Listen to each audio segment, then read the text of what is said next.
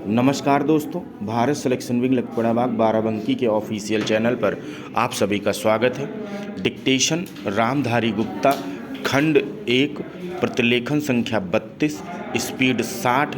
Start होगा 5 second बाद।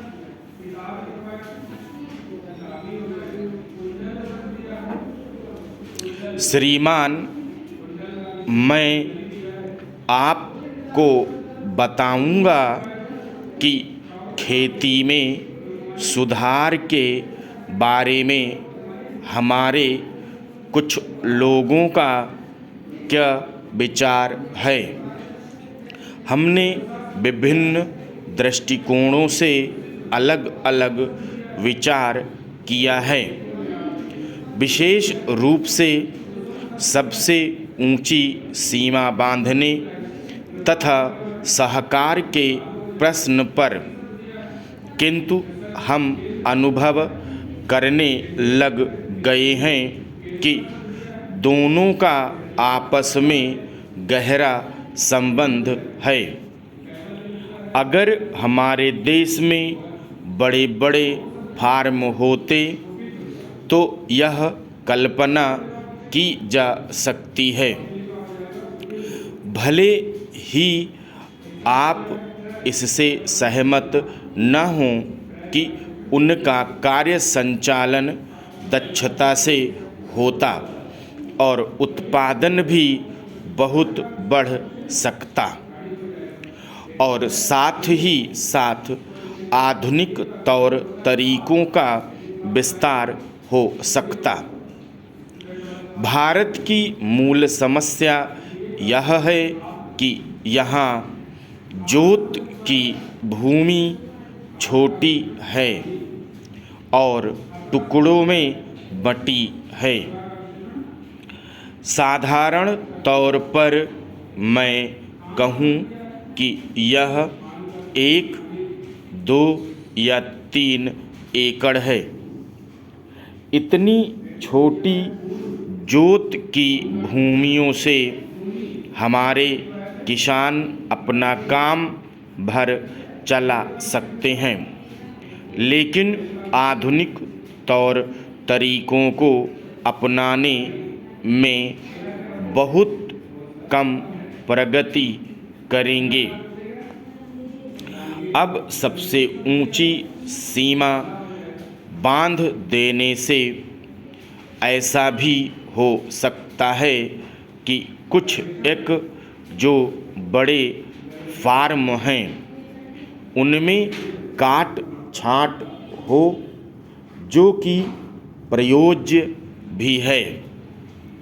अगर आप चाहते हैं कि प्रगति हो और आधुनिक तौर तरीकों का प्रचलन हो, तब तो ये जो अनगिनत छोटे छोटे फार्म हैं इनको सहकारी ढंग से चलाना है, जिससे कि वे आधुनिक उपायों का लाभ उठा सकें। सहकारी ढंग से कार्य करने से मेरा मतलब है विविध प्रकार से सहयोग देना। हम सोचते हैं कि पहला कदम सहकार होना चाहिए और ऋण के अलावा अन्य कई प्रकार से भी सहायता की जा सकती है, जैसे वस्तुओं को खरीदना और बेचना, बीज, खाद तथा इसी प्रकार की वस्तुओं को दिलाना। दूसरा कदम है धीरे धीरे बीच वाले आदमी को हटा देना। फिर दूसरी स्थिति आती है जिसको मिलजुल कर खेती करना कहते हैं। यद्यपि उसमें भूमि पर अधिकार बना रहता है। इस प्रकार का हमारा दृष्टिकोण है, जिससे अधिक से अधिक सीमा की समस्या को सहकारों से अधिक जोड़ा जा सके। नहीं तो उत्पादन गिर जाने का भय है। यह एक जटिल समस्या है जिस पर मनन हो रहा है।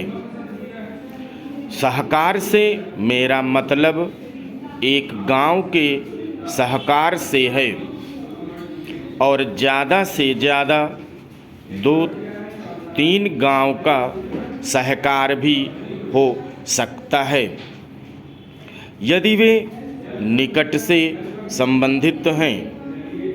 लेकिन हमारी सरकार इनकी भरपूर सहायता करेगी।